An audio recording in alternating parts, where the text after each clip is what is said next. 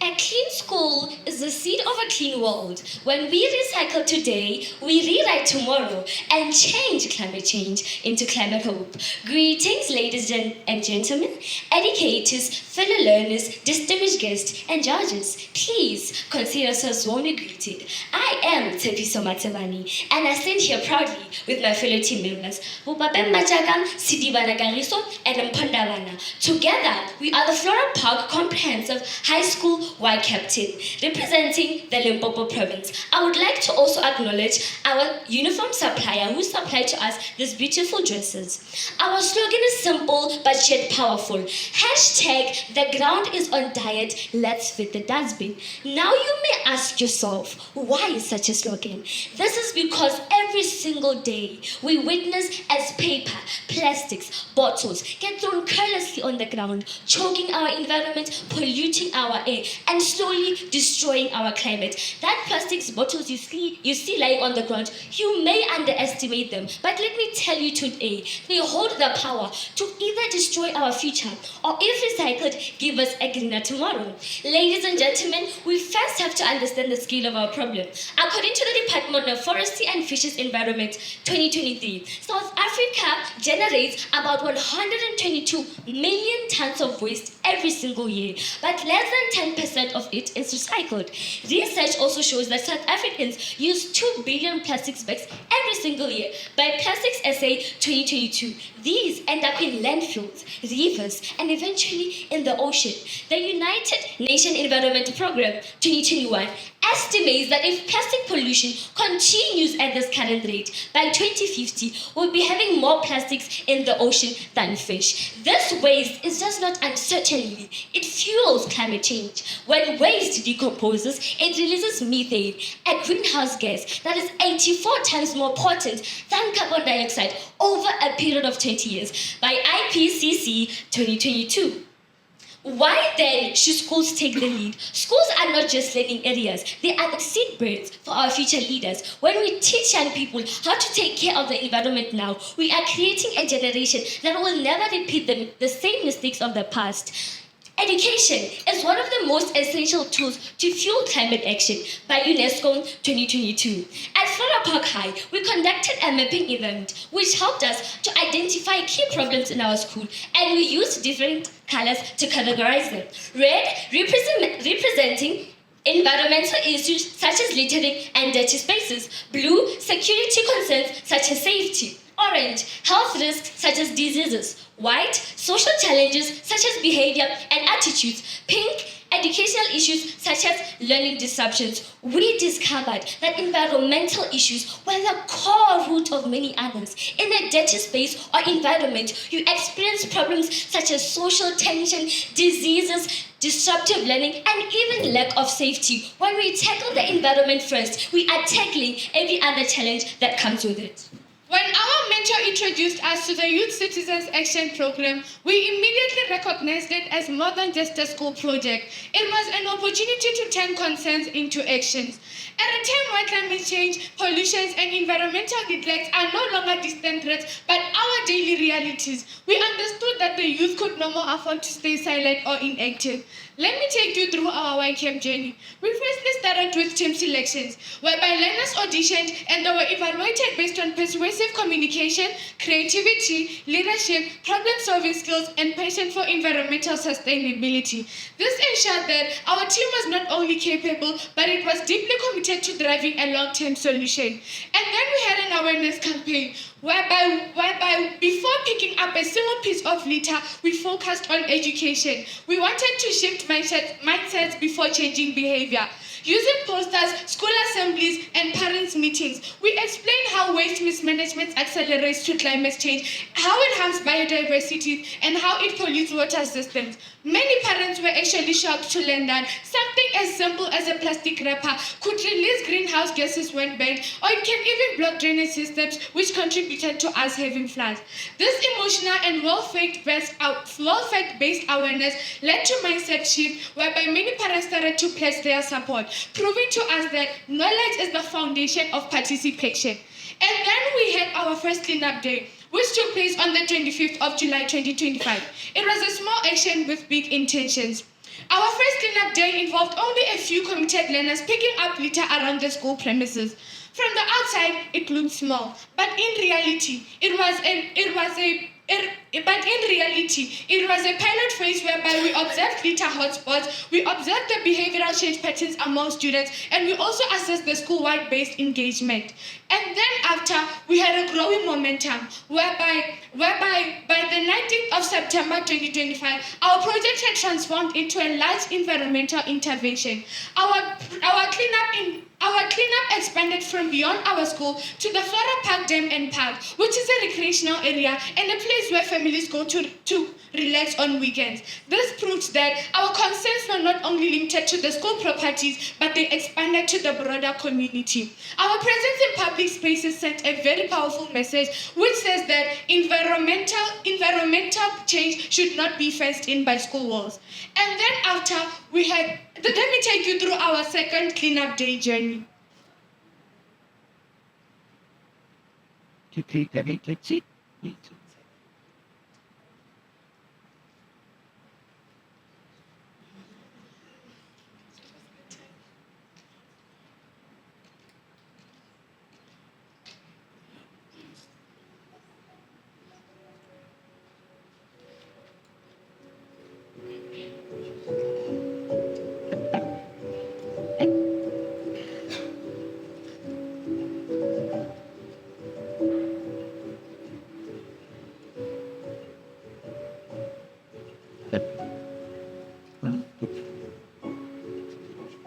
In that growing momentum, we had white paper pickup and recycling education, from waste to awareness. Recognizing that our school generates a significant amount of white paper, we decided to introduce a dedicated white paper pickup day, whereby we focused on only picking up white paper. This focused collection efforts helped us highlight how even seemingly harmless waste can be reused once properly sorted. As the YCAP team, we also went to visit the Anti-Waste Recycling Center to deepen our knowledge of what happens with waste once it leaves our hands. With the help of Sister Jemina, we received a full tour around the facility, and we also gained knowledge about the recycling process about various materials. We were most especially excited to learn that some of the clothes we wear and the very same wigs that we put on come from the very same wigs we often throw away. This visit shifted our way of thinking. Waste is not just rubbish, it is a resource waiting to be transformed. This is a clip of Sister Jemina explaining the recycling process. The machine, after compressing to the machine, the thread comes to go to outing. When he arrived there, he made material for making the clothes. And then white paper making the tissue ends. Oh, tissue paper. Rainbow again, and then the toilet paper. Thank you very All much. of the clothes we wear is coming from waste.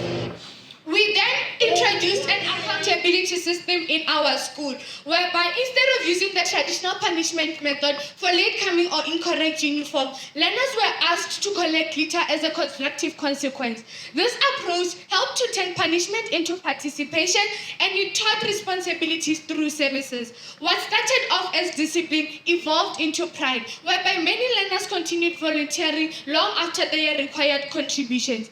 And then after, we had stakeholder partnerships, whereby we used collaboration as a catalyst for impact. We firstly had school leadership, whereby our principal personally donated 500 rands. Then we had the SDB support, whereby the school governing body organized a casual day, and they were able to raise enough money to help fund logistics and materials for this campaign.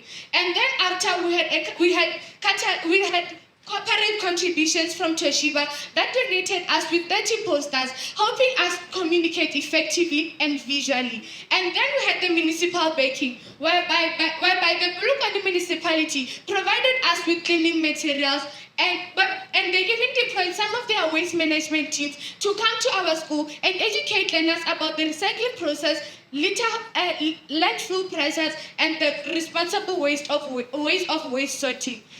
And then we also had a strategic meeting with the Department of Education's Director in School, Sports, Arts and Culture, Ms. Dr. Marebo L, and the Chief Education Specialist, Mr. Rakoma MC, whereby we presented our pickup model with the aim of replicating it across all the schools in our district. It was positively received, and we were assured that it will be integrated in the 2026 school development plans. Additionally, we had a meeting with the National RCL President, Sandra Lishawan, whereby we were discussing ways of adopting this model through RCL structures across all of the schools. It was also proposed that a dedicated environmental management portfolio be created to ensure that issues such as waste disposal in and around the school environment are actively managed and prioritized by learners themselves. We visited the Flora Park Comprehensive Primary School to broaden their understanding of global warming and the adverse effects of improper waste management. In addition, we planted an indigenous tree in the school grounds, not only as a symbolic gesture of our visitation, but also as our contribution to the environment. Indigenous trees play a vital role in carbon dioxide absorption, which plays a major role in climate change. This shows our dedication to fostering an environment that is healthier and safer for leaders of today and the future. Our work was recognized beyond the school. We were interviewed on the Energy FM and also featured on the Bulukwane Review newspaper. Our first article was published on the physical newspaper and the second one was published online. This media exposure gave us the opportunity to reach a wider audience that may never attend a school assembly or a municipal workshop. But our work did not stop at cleaning. We wanted to create long-term change. We did this by recycling and composting. After cleaning up, we separated organic waste, which was collected by the municipality, from recyclable material. We then reinvested the funds we raised and the money we got from recycling back into our project. With our funds, we bought indigenous trees which we planted around our school. And according to FAO 2022, each tree absorbs about 21 kilograms of carbon dioxide annually. This shows that our trees do not only provide shade and beauty, but also actively fight climate change. We also bought dustbins for our classrooms and outside to help us manage litter properly around our school. We then realized that climate justice should include social justice. Many girls miss school because of period poverty, and as Flora Park, we want to stop this. With our funds, we also bought sanitary pads to empower our young girls to stay in school. But our dream does not stop at Flora Park. We are communicating partnership with the University of Limpopo's Climate Change Program to link our practical actions with academic research. This will allow learners to be aware of environmental credits that they can do. We also want to partner with the Green Cape to replicate their renewable model competition from 3 provinces to all 9 provinces. This will spread green technology, teach learners how to fight climate change, and also help South Africa cut emissions. This initiative shows how a single well-designed project can effectively address both environmental sustainability and social equity, closely aligning with several United Nations Sustainable Development Goals. The following sustainable development goals align with our project. Number 3, good health, which by planting trees, we are creating healthier air. Number 4, which is quality education, by teaching sustainability and lifelong learning. Number 5, which is gender equality, because both girls and boys can participate in our project indeed. Number 11, which is sustainable communities, because by planting trees and recycling, we are creating greener school communities. Number 13, which is climate change, because by planting trees that absorb carbon and also teaching locals how to cut future greenhouse emissions. We, the learners of Flora Park, what we are doing is part of the life and global struggle. In Sweden, schools teach learners how to recycle and compost from kindergarten. In Rwanda, the government banned plastic bags in 2008. And in South Africa, initiatives like #CleanUpSA are mobilizing nationwide. What we are doing is part of a larger global struggle. And ladies and gentlemen, climate change is the defining problem for our generation. It's no longer enough to talk, we must act. And if every learner picked up 2 pieces of litter a day, we cut landfill waste in half. And if every household in South Africa recycled their waste, we cut off landfill waste in half. And if every school in South Africa planted 100 trees, we'd have over 12 million trees capturing carbon per year. We, the learners of Flora Park Comprehensive High School, we are committed, but we cannot do it alone. We call on parents, municipalities, and government leaders. A clean school is the seed of a clean world, and today we are here to plant that seed. Hashtag the ground is on diet. Let's feed the dustbin.